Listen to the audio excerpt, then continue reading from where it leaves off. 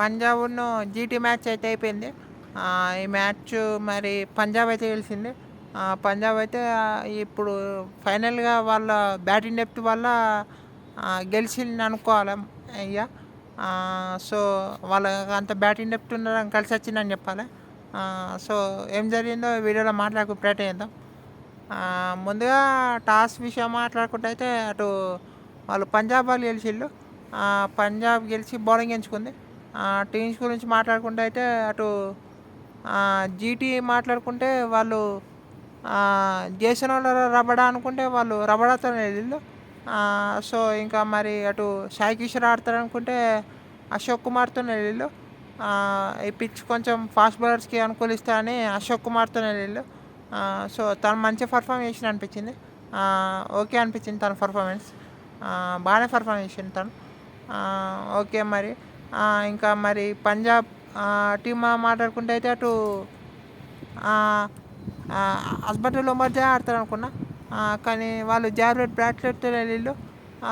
So, ఇక మిగిలిన team మనం ఎక్స్పెక్ట్ చేసింది. సో, అటు జీటీ బ్యాటింగ్ చేసినప్పుడైతే మంచిగా స్టార్ట్ చేసిందని చెప్పాలి జీటీ. వాళ్ళ ఓపెనర్స్ మంచి రానిచ్చారు. అటు గిల్, సాయి సుదర్శన్. మళ్ళా అటు పిచ్లో ఎటువంటి స్వింగ్ కూడా లభియలే మీకు. హర్షదీప్కి మళ్ళా అటు సెకండ్ ఓవర్ బ్రాట్లెట్ వేసిండు. జాన్సన్ వేస్తే బాగుండు అనిపించింది నాకు. కానీ బ్రాట్లెట్ వెళ్ళిళ్ళు. ఆవర్లో కొన్ని రన్స్కి వెళ్ళినా మళ్ళీ హర్షదీప్ తర్వాత జాన్సన్ వచ్చిండు. జాన్సన్ వచ్చిన తర్వాత మీకు అక్కడ సాయి సుదర్శన్ అవుట్ అయ్యిండు. అంతకుముందు బాల్ షార్ట్ బాల్ తర్వాత నెక్స్ట్ బాలే కొంచెం full length ball, catch out. So, Sai Sudarshan out అయ్యిండు. సాయి సుదర్శన్ అవుట్ అయినా మళ్ళా బట్లర్ వచ్చిండు క్రీజ్లోకి. బట్లర్ వచ్చిన కొన్ని మంచి షాట్స్ ఆడిండని చెప్పాలి. అటు గిల్లు కూడా కొన్ని మంచిగా షాట్స్ ఆడిండు. సో, బాగానే పర్ఫామ్ చేస్తారు అనుకుంటే మళ్ళా అటు పవర్ ప్లే అయిపోయింది. పవర్ ప్లేలో వాళ్ళు 54 స్కోర్ చేసిళ్ళు. పంజాబ్ కూడా వాళ్ళ బౌలింగ్ బాగానే వేసిందని చెప్పాలి. ఇక తర్వాత మీకు 7th ఓవర్ అక్కడ మీకు వైశాఖ్ విజయ్ కుమార్ వేసిండు. సో, తను బాగా ఆ ఓవర్లో కొంచెం 11 రన్స్ ఏమో వచ్చినాయి. నెక్స్ట్ ఓవర్ చాలా బాగా వేసిండని చెప్పాలి. చాలా ఈ మ్యాచ్లో అయితే మంచి పర్ఫార్మెన్స్ చేసిండని చెప్పాలి. మరి హైయెస్ట్ వికెట్ టేకర్ ఈ లీగ్లో. సో, తను మంచిగా పర్ఫార్మెన్స్ చేసిండని చెప్పాలి చాహల్. ఇక మళ్ళా ఆ ఓవర్లో 4 రన్స్ వచ్చినాయి. నెక్స్ట్ ఓవర్ కూడా బ్రాట్లెట్ బాగా తక్కువ రన్స్ ఇస్తారు. సో, మళ్ళీ నెక్స్ట్ ఓవర్ మీకు శుభ్మన్ గిల్ అవుట్ అవుతారు. అక్కడ మీకు అటు అంతకుముందు 2 ఓవర్స్ ప్రెజర్ వల్ల అక్కడ బిగ్ షాట్ ఆడబోతాడు. మంచి క్యాచ్ అక్కడ చెప్పాలి. సో, శుభ్మన్ గిల్ చాలాకి శుభ్మన్ గిల్కి అగ్రెస్ అంతా మంచి స్ట్రైక్ రేట్ అనుకున్నాం. అక్కడ మీకు శుభ్మన్ గిల్ అవుట్ అవుతాడు మళ్ళీ చాహల్కి. ఇక ఆ తర్వాత మీకు ఇక గ్లెన్ ఫిలిప్స్ వచ్చిండు. నేను వాషింగ్టన్ సుందర్ వస్తే బాగుంటుంది అనిపించింది. మీకు గ్లెన్ ఫిలిప్స్ ఫినిషర్గా ఉంటే బాగుండు అనిపించింది. మీకు అక్కడ Washington Sundar right left combination లెక్క ఉంటా అనిపించింది. కానీ గ్లెన్ ఫిలిప్స్ వచ్చిండు. ఫిలిప్స్ వచ్చి బాగానే ఆడింది అనిపించింది. ఒక 6 ఒక 4 కొడతాడు. ఒక 4 అయితే ఇంకొంచెం అయితే క్యాచ్ పడుతుండే. కానీ మంచి షాట్ అని చెప్పాలి గ్లెన్ ఫిలిప్స్ నుంచి. సో, గ్లెన్ ఫిలిప్స్ మళ్ళా చౌల్ బాల్ అవుట్ అవుతాడు. సో, గ్లెన్ ఫిలిప్స్ అవుట్ అయిన తర్వాత మీకు అంత పెద్ద రన్స్ అయితే ఉండవు. ఇక్కడ బట్లరు తను ఆడే ప్రయత్నం చేసిన బట్లర్ అవుట్ అవుతాడు. ఫస్ట్ 10 ఓవర్స్లో 84 చేస్తుంది అక్కడ జీటీ. 84 రన్స్ తర్వాత మీకు డెత్లో అనుకున్నంత ఫినిష్ రాలే వాళ్ళకు. మీకు షారుఖ్ ఖాన్ తను చాలా రోజుల తర్వాత మళ్ళీ ఐపీఎల్ ఆడుతాడు. ఇక లాస్ట్ టైం కూడా అంత బ్యాటింగ్ చేసే అవకాశం రాలే. ఈసారి కూడా మళ్ళీ ఒక బిగ్ షాట్ ఆడబోతాడు కానీ తను అవుట్ అవుతాడు. అక్కడ వాషింగ్టన్ సుందర్ ట్రై చేసినా తను కూడా అవుట్ అవుతాడు. అక్కడ మీకు ఈ డెత్లో టెవాటియా మళ్ళా తను కూడా లాస్ట్ టైం బ్యాటింగ్ చేసే అవకాశం రాలే. సో, మీకు అక్కడ తేవటే కూడా అనుకున్నంత ఫినిష్ చేయలేకపోతాడు. సో మీకు ఓవర్ లాస్ట్లో హర్షదీప్ కొన్ని వైడ్లు వేసినా ఇక జీటీ స్కోర్ అయితే 162 దగ్గర 20 ఓవర్స్ లోపు 160 ఎత్తాయి. సో ఇక్కడ మీకు 162 180 అయితే బాగుండు అనిపించింది. 180 పిచ్ లెక్క అనిపించింది. కానీ ఓకే 162 జీటీ దగ్గర మంచి బౌలింగ్ లైనప్ ఉంది. మరి ఇక్కడ మీకు అటు వాళ్ళు మంచిగా స్టార్ట్ చేసిళ్ళు. పంజాబ్ కింగ్స్ ఫస్ట్ ఓవర్లో 7 runs వస్తాయి. కానీ ఆ నెక్స్ట్ ఓవర్ మీకు ప్రియాన్ షారీ అవుట్ అవుతాడు. మళ్ళీ రబడా బౌలింగ్లో అటు ప్రియాన్ షారీ అవుట్ అయినా కూపర్ కాలనీ వచ్చిండు. కూపర్ కాలనీ 3లో బాగా బ్యాటింగ్ చేసిండు చెప్పాలి. మీకు అటు ప్రవీణ్ సింగ్ కూడా అటాకింగ్ చేసిండు. రబడా బౌలింగ్లో 2 సిక్స్లు. ఆ తర్వాత మీకు కూపర్ ఖాన్ని కూడా అటాకింగ్ చేసిండు.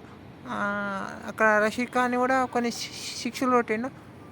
వాషింగ్టన్ సుందర్ బౌలింగ్ వచ్చిన తను కూడా తన బౌలింగ్లో కొన్ని బౌండరీస్కి వెళ్ళినాయి. సో బాగానే ఉంది, పంజాబ్ బాగానే ఆడుతాను అనుకుంటే మళ్ళా అక్కడ రషీద్ ఖాన్ బౌలింగ్లో మళ్ళీ అక్కడ ప్రవీణ్ సింగ్ అవుట్ అవుతాడు.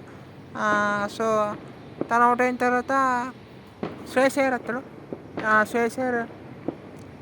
శ్రేయస్ అయ్యర్ అశోక్ కుమార్ బౌలింగ్లో షార్ట్ బాల్ వేసిన అటు 6 వెళ్తాయి బాల్. సో శ్రేయస్ అయ్యర్ తర్వాత ఇక మీకు ప్రసిద్ధి కృష్ణ 12 ఓవర్స్ తర్వాత వస్తాడు. వరుస ఆన్ ది ట్రాట్ 4 ఓవర్స్ వేద్దామని ఒకటే స్పెల్ తనకి. సో తను వచ్చిన ఫస్ట్ బాలే వికెట్. అక్కడ ఫుల్ లెంత్ బాల్, దాన్ని ఫ్లిక్ ఆడబోతాడు, అక్కడ క్యాచ్ అవుట్ శ్రేయస్ అయ్యర్. మళ్ళా ఆ తర్వాత ఇక మీకు ఆ స్పెల్ 4-5 ఓవర్స్ అనేది జీటీ బాగా కంబ్యాక్ చేస్తారు. అక్కడ మీకు ఓవర్లో ఎక్కువ రన్స్ రావు ప్రసిద్ధ్ కృష్ణ బౌలింగ్లో. అప్పటికే మీకు రిక్వైర్డ్ రేట్ 7.5 ఏమో ఉంటుంది అంతే. కానీ మీకు నెక్స్ట్ ఓవర్ కూడా నేహల్ వదేరా అవుట్ అవుతాడు. మీకు నేహల్ వదేరా అవుట్ అవుతాడు. సో ఆ తర్వాత మీకు శశాంక్ సింగ్ వస్తారు. శశాంక్ సింగ్ అటు మళ్ళీ ప్రసిద్ధి కృష్ణ బౌలింగ్లో అవుట్ అవుతాడు. నేహల్ వదేరా వాషింగ్టన్ సుందర్ బౌలింగ్లో అవుట్ అవుతాడు. ఆ తర్వాత మీకు మార్కస్ స్టోయినిస్ అయితే మళ్ళీ ఆ ఓవర్లోనే అవుట్ అవుతాడు. సో మళ్ళీ కమ్బ్యాక్ ఇస్తానని అనిపించింది జీటీ అక్కడ. మళ్ళీ ఇప్పుడు కూపర్ కాలనీ అయితే అన్ని వికెట్స్ పడుతున్నా తను అటు నాన్ స్ట్రైకర్లు ఎన్ని ఉంటాడు. ఆ టైంలో తనకు ఎక్కువ స్ట్రైక్ కూడా రాదు కూపర్ కాలనీకి. కానీ తను ఆనంతసేపు అయితే తన స్ట్రైక్ వచ్చినంతసేపు అయితే బాగా ఆడిండు కూపర్ కాలనీ అక్కడ. మీకు మళ్ళీ లాస్ట్లో అటు మార్కో జాన్సన్ కూడా తను ఉన్నంతసేపు కూడా బాగానే అనిపిస్తుంది. మళ్ళీ ఆల్మోస్ట్ మార్కో జాన్సన్ కూడా కొన్ని మంచి షాట్స్ ఆడతాడు. స్ట్రైక్ రొటేట్ చేసే ప్రయత్నం చేస్తాడు. వాయిదా పార్ట్నర్షిప్ కూడా బాగానే ఉంటుంది అనిపించింది. కానీ అక్కడ మీకు మార్కో జాన్సన్ అవుట్ అవుతాడు అశోక్ కుమార్ బౌలింగ్లో. మీకు ఆ తర్వాత మీకు ప్రసిద్ధి కృష్ణ వస్తాడు. ఆ ఓవర్లో కొన్ని రన్స్కి వెళ్తాడు 19th ఓవర్లో. కొన్ని రన్స్ వెళ్ళకుండా ఇంకొంచెం టైట్ చేస్తే జీటీకి ఇంకొంచెం ఛాయిస్ ఉండు. సో మీకు లాస్ట్లో అటు బ్రాడ్లెట్ ఒక్క 6 ఇంకా చాలా ఈజీ అవుతుంది అక్కడ. ఇక ప్రెషర్ లేకుండా అయితే పంజాబ్ పైన. సో ఇక లాస్ట్ ఓవర్లో 2 runs కావాల్సి వస్తాయి. 2 overs Washington Sundar ball first ball 4 కొట్టి గెలిపిస్తుంది కూపర్ కోల్ని. సో ఓవరాల్గా చూసుకుంటే అయితే పంజాబ్కి మరి మంచి మ్యాచ్ అని చెప్పాలి. జీటీ కూడా బాగా పర్ఫామ్ చేసింది. జీటీ కూడా బాగా కనిపిస్తాను టీం. వాళ్ళకు కూడా వీళ్ళు చాలా పాజిటివ్స్ ఉన్నాయి. అక్కడ వాళ్ళ బౌలింగ్ యూనిట్ 2 టీంలో బౌలింగ్ యూనిట్లు అయితే బాగా మంచిగా పర్ఫామ్ చేసినాయి. బ్యాట్ యూనిట్ కూడా అటు బట్లర్ 15th ఓవర్ వరకు ఉండడం, అటు జీటీలో మళ్ళీ కలిసి వచ్చింది వాళ్ళకు. ఇటు ఇంకొంచెం కూపర్ కాలనీ ఇక్కడ టాప్ ఆర్డర్లో బాగుండడం ఇక్కడ వాళ్ళకి కలిసి వచ్చింది.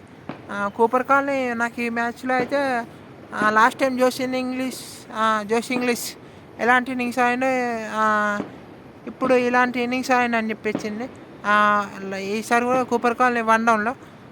సో పంజాబ్ కూడా బాగుంది అనిపించింది. అక్కడ జీటీకి చాలా బౌలింగ్ వేరియేషన్స్ ఉన్న ఆప్షన్స్ ఉపయోగించుకున్నారు వాళ్ళు. కానీ ఇక్కడ పంజాబ్ అయితే 5 బౌలింగ్ ఆప్షన్సే ఉపయోగించుకున్నారు. చూసుకోవాలి మరి అది పంజాబ్ కొంచెం వాళ్ళు ఇంకో మార్కస్ స్టోయినిస్ బౌలింగ్ వేస్తారనుకున్నా, కానీ వేయలే. మరి తనకు మరి చూసుకోవాలి ఇంకో బౌలింగ్ ఆప్షన్. మార్కస్ స్టోయినిస్ కూడా బౌలింగ్ అయితే బాగుంటుంది. ఒకవేళ ఒక్కరికి ఎక్స్పెన్సివ్ అయితే మళ్ళీ ఇంకొక బౌలర్ చూసుకోవాలి మళ్ళీ. సో పంజాబ్ మంచి మంచి మంచి మంచి పాజిటివ్స్ ఉన్నాయి. అటు జారెడ్ బ్రాట్లెట్ ఆ క్యాచ్ మంచిగా పట్టిండు. అక్కడ జోస్ బట్లర్ది మంచి క్యాచ్ అది. తను ఆ క్యాచ్ పట్టకుండా ఉంటే ఇంకొంచెం ఎక్స్ట్రా రన్స్ వచ్చు. సో మంచి క్యాచ్ అని చెప్పాలి అక్కడ జారెడ్ బ్రాట్లెట్ క్యాచ్. ఇంకా మీకు ఇంకా ఇలాంటి ఇంకా అటు చాలా మంచి పర్ఫామ్ చేసిండు. ఇంకా ప్రవీణ్ సింగ్ కూడా బాగా ఆడిండు. ఇంకా శ్రేయస్ అయ్యర్ కూడా ఇంకొంచెం ఫామ్లో రావాలని కోరుకుంటారు పంజాబ్ ఫ్యాన్స్. మధ్యలో ఏలికి కొంచెం గాయం లెక్క అయింది. సో అది కొంచెం రికవర్ అవుతుంది దాని నుంచి. ఆల్రెడీ రికవర్ అయ్యిండు. సో అవన్నీ మళ్ళీ మంచి పర్ఫామ్ చేయాలనుకుంటాడు శ్రేయస్ అయ్యర్ కూడా. ఇంకా ప్రియాంశ్ ఆర్య కూడా ఫస్ట్ మ్యాచే. సో తను కూడా మంచి కంబ్యాక్ ఇస్తాడు. సో ఇంకా జీటీ పాజిటివ్స్ మాట్లాడుకుంటూ అయితే అటు ఇంకా వాళ్ళకు ప్రసిద్ధి కృష్ణ బాగా ఆడడం జరిగింది. సిరాజ్కి 2 overs వేసిళ్ళు. రబడా మరి కొంచెం ఎక్స్పెన్సివ్ అనిపించింది. తను బాగా వేస్తే ఇంకొంచెం బాగుంటుంది జీటీ ఫ్యాన్స్కి, జీటీకి కూడా. అటు ఇంకా మీకు అశోక్ కుమార్ తన ఆడినంతసేపు ఆడినంతలో బాగానే వేసిందని చెప్పాలి. రషీద్ ఖాన్ కూడా కొంచెం ఎక్స్పెన్సివ్ అయినా 2 wickets తీసిండు. మంచి సైడ్ అని చెప్పాలి జీటీకి. సో చూద్దాం మరి. ఈ రెండు టీంలు అయితే బాగానే ఉన్నాయి అనిపిస్తాను. సో చూద్దాం మరి వీళ్ళు నెక్స్ట్ మ్యాచ్ ఎట్లా పర్ఫామ్ అవుతారని, ఈ టోర్నమెంట్లో ఎట్లా కొనసాగుతారని. అంతే వీడియోలో. Thank you all for watching.